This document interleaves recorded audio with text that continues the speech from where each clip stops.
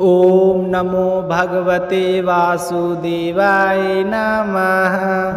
आज का यह पावन दिन आप सभी के जीवन में सुख शांति और समृद्धि लेकर आए।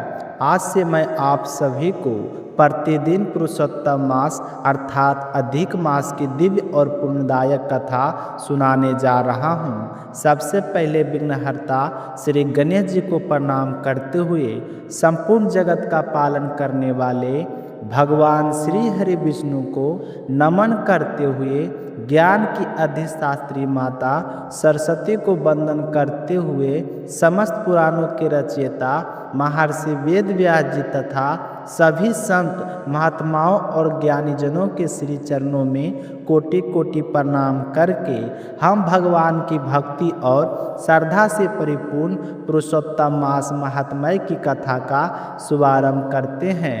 यह अत्यंत पवित्र कथा मनुष्य के समस्त पापों का नाश करने वाली, इस संसार में सुख समृद्धि धन वैभव यश रिद्धि सिद्धि प्रदान करने वाली तथा अंत में मोक्ष देने वाली मानी गई है।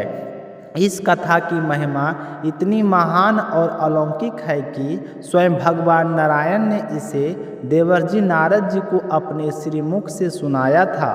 बाद में यही कथा राजा परीक्षित ने परम ज्ञानी श्री सुखदेव जी महाराज से सुनी और फिर सूत जी महाराज ने नैमिषारण्य में उपस्थित 88,000 मुनियों सहित इसका दिव्य श्रवण कराया था। जो भी भक्त श्रद्धा और विश्वास और नियम पूर्वक इस कथा का श्रवण या पाठ करता है वह समस्त पापों से मुक्त होकर अंत में पुरुषोत्तम भगवान श्री कृष्ण के गोलोक धाम को प्राप्त करता है और जन्म मरण के बंधन से सदा सदा के लिए मुक्त हो जाता है।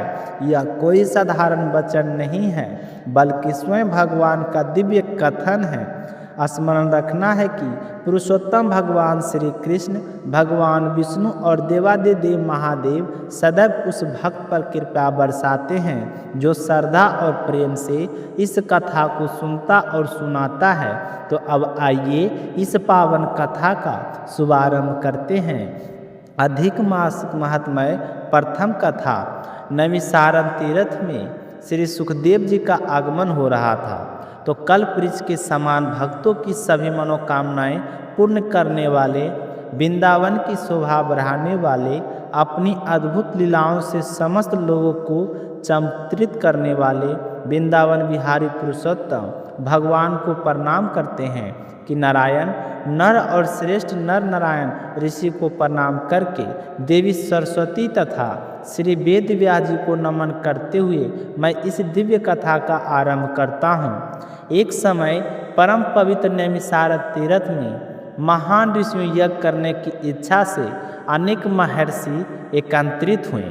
वहाँ असित देवल, पैल सुमंतु, पिपलायन, सुमति कश्यप, जाली, भिंगु, अंगिरा, वामदेव, सुतीक्षण, सर्वभंग पर्वत, मांडव्य, अगस्त, कात्यायन, रथितर, ऋषिबु, कपिल, गौतम आदि अनेक महात्मा अपने शिष्यों सहित पधारे हुए थे। वे सभी वेदों के ज्ञाता, ब्रह्मनिष्ठ, संसार के कल्याण में लगे रहने वाले, परोपकारी और सदैव धर्म का पालन करने वाले महान ऋषि थे। उसी समय तीर्थ यात्रा की इच्छा से सूत जी महाराज भी अपने आश्रम से निकलकर पृथ्वी का भ्रमण करते हुए अपने शिष्यों सहित नैमिषारण्य तीर्थ पहुँचे। उन्होंने वृक्ष की लाल छाल से बना हुआ वस्त्र धारण किया हुआ था। उनका मुखमंडल अत्यंत प्रसन्न और शांत दिखाई देता था। वे परम ज्ञान से युक्त, समस्त सद्गुणों से संपन्न, आनंदमय और तुलसी की माला से सुशोभित, जटाओं से मुकुट से विभूषित और भगवान के परम मंत्र का जाप करते हुए आगे बढ़ रहे थे। तभी सभी शास्त्रों को सार को जानने वाले, इंद्रियों को बस में रखने वाले, क्रोध को जीतने वाले तथा संसार के कल्याण में सदैव रहने वाले महान ज्ञानी थे। उनका स्वरूप स्वयं वेद व्यास जी के समान तेजस्वी और दिव्य प्रतीत हो रहा था।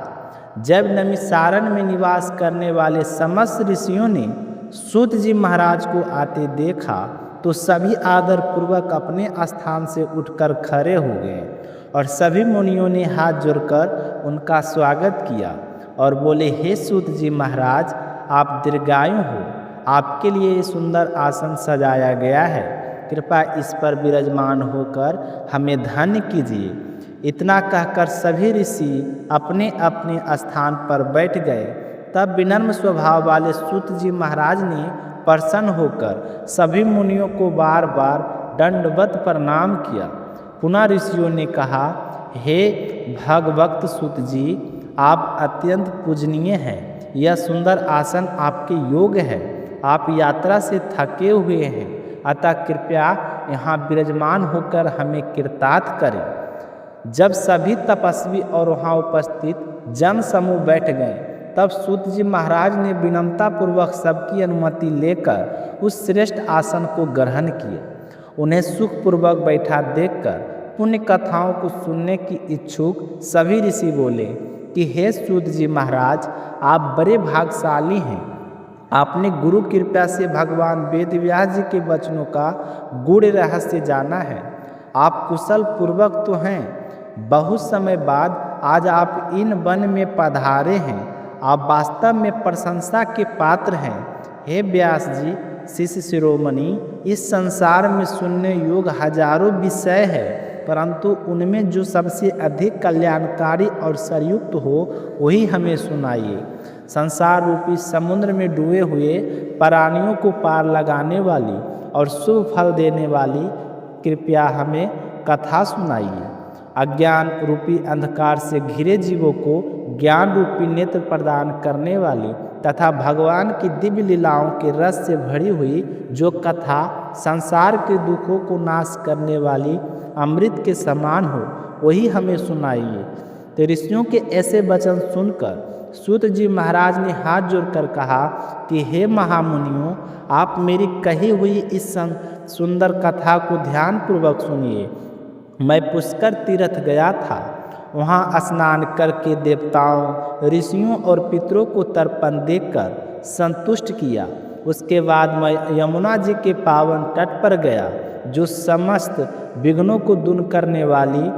वहाँ से अन्य तीर्थों का भ्रमण करता हुआ मैं गंगा तट पर पहुँचा। फिर काशी गया और उसके बाद गया तीर्थ जाकर पितरों का श्राद्ध किया। इसके पश्चात मैं त्रिवेणी संगम गया। फिर कृष्णा नदी और गंडकी में स्नान करके ऋषियों और आश्रमों में गया। बाद में कीर्तमाला, कामेरी, निर्वध्या, ताम्रपानी, तापी बेनी, नर्मदा, सरमदा आदि पवित्र नदियों में दर्शन किया। वहाँ से चरमनपति में स्नान करके मायरामेश्वरम पहुँचा।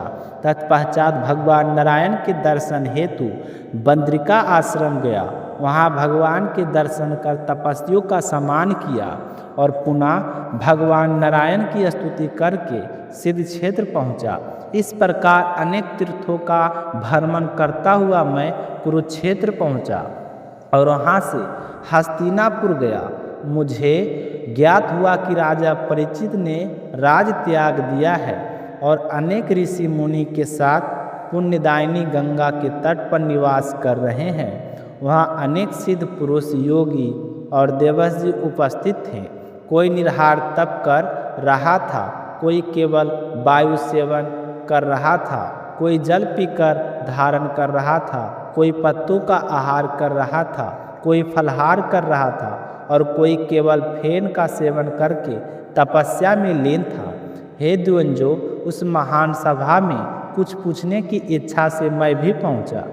उसी समय वहाँ ब्रह्म स्वरूप परम तेजस्वी व्यास जी के पुत्र भगवान श्री कृष्ण के चरण कमलों का निरंतर ध्यान करने वाले परम तपस्वी श्री सुखदेव जी महाराज पधारे। वे 16 वर्ष के युवा योगीराज के समान दिखाई दे रहे थे। उनका कंठ शंख और समान सुंदर था। उनके लंबे और चिकने केश मुखमंडल की शोभा बढ़ा रहे थे। उनका शरीर तेज से प्रकाशित हो रहा था। वे अद्भुत रूप से ब्रह्म स्वरूप प्रसिद्ध हो रहे थे।